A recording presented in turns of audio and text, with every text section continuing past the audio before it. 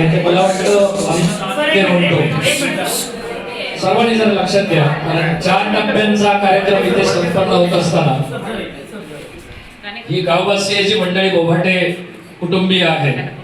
हे मला वाटतं कुठलेही शासकीय कार्यक्रम असू दे, मला वाटतं अन्नदानाचं काम जे आहे ते प्रामाणिकपणे आणि व्यवस्थित रुचकर अलीकडे जेवण देणं, साधं सोप्या पद्धतीचं जेवण देणं आवडीने देतात. आणि ती जी विनम्र सेवा आहे त्यांची, ती हे त्यांचे मालक आहेत बोभाटे साहेब आणि कुटुंबीय सगळे मिळून देतात. मी म्हटलं तसं अभिमान आहे. शासकीय कार्यक्रम चालतात तेव्हा कधी कधी जेवणाला मिळणारा निधी जो असतो तो फार टोकणा आणि कमी असतो, परंतु या सगळ्यामध्ये त्यांची एक जेवण बनवण्याची खासियत आहे. की जेवण बनवलं आणि तुम्हाला दिलं ते रुचकर झालं पाहिजे आणि तुम्ही आनंदी झाला पाहिजे, प्रसन्न झाला पाहिजे.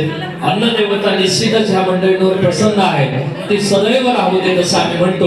आणि जेव्हा जेव्हा इथे गरज लागेल या शाळागृहाची किंवा आणखीन या गावात कुठे, तेव्हा तेव्हा त्यांची सेवा ही अतिशय उत्तरोत्तर वाढत्या पद्धतीने दिसून येत आहे. धन्यवाद.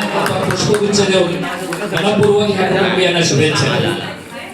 मॅडम कुठलं सिलेक्ट करायचं?